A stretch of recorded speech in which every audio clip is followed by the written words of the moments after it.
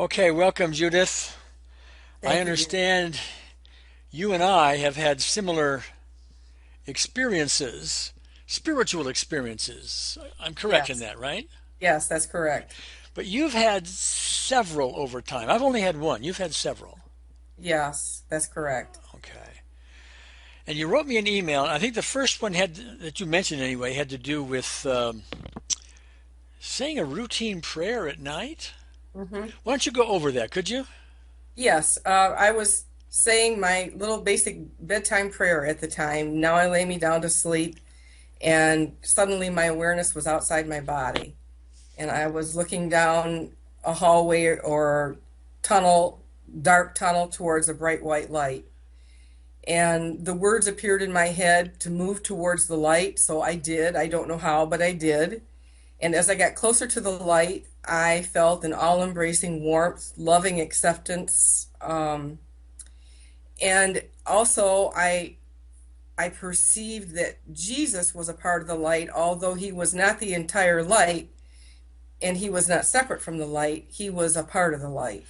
Yeah, and that's the way, if I understand it correctly, that many people who write about their near-death experiences, their NDEs, describe it. There's this tunnel and this light, and Yes. I've heard Jesus at the end. I've heard Buddha at the end. I've heard different religious characters, if you will, Yes.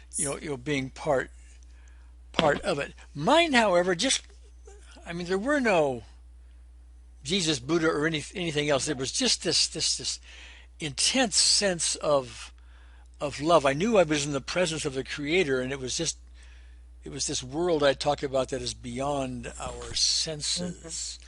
But let's talk a little bit, if we can, about the Jesus thing. There are people who are listening to this might Yes. get the impression, gee, if I don't happen to be Christian in my background, maybe I can't have one of these experiences because Jesus is a part.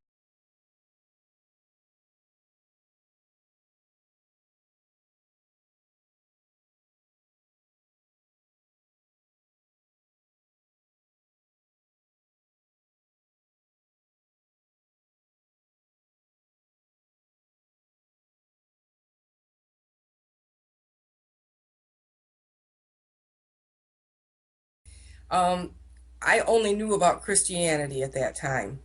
But since then, I've explored many other spiritual traditions. And as I was exploring those traditions, I had subsequent experiences. And those subsequent experiences always appeared in whatever tradition that I was exploring at the time. Yeah, That's how those experiences happen. So I would agree. It's perhaps a reflection of what's inside you or me personally, sure. or maybe it's just the creator reaching out to us in a method that we'll understand. Yeah, that in my experience and in my discussion with so many people on this subject, I think you probably hit the nail on the head there. It's a way of now that you're there, now that you have somehow let go of this world of things, hmm the world inside our senses, within our Yeah. senses, it's a communication form that is best suited for you. But hmm the essence of it, from what I'm hearing from you as well as from others and myself, really has to do with what you described as warmth. That's the word you hmm used, I think. Yes. Expand on that some, can you? All embracing warmth was the thing that I was what I believe I used, but basically it's just unconditional acceptance. That awareness, that light saw everything about me, and that included my ugly parts, the things that I don't want to look at about myself, the things that we all wear our masks, Sure. and it saw all of it and accepted all of it. It knew the backstory where all of it came from. It was just like a perfect awareness. It's almost like all that back stuff, that ugliness, that Yes. easy to judge stuff, if you will, hmm was a non-event. Yes. That's my Yeah. words. Those are my words. Yes. You know, like I like have like who said care? Who cares? yes. that's From that's not really that's not really you.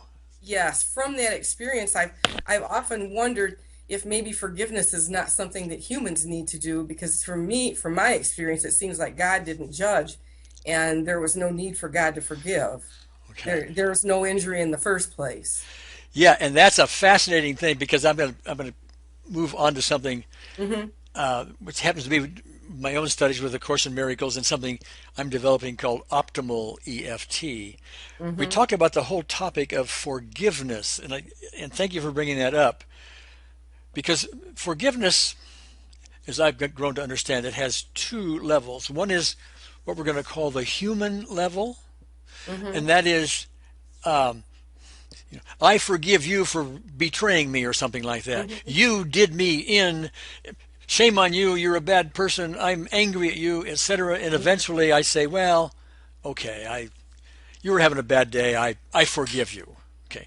Now Yeah. that's forgiveness on the human level, we'll call it. Mm-hmm. Um, the other level is different than that.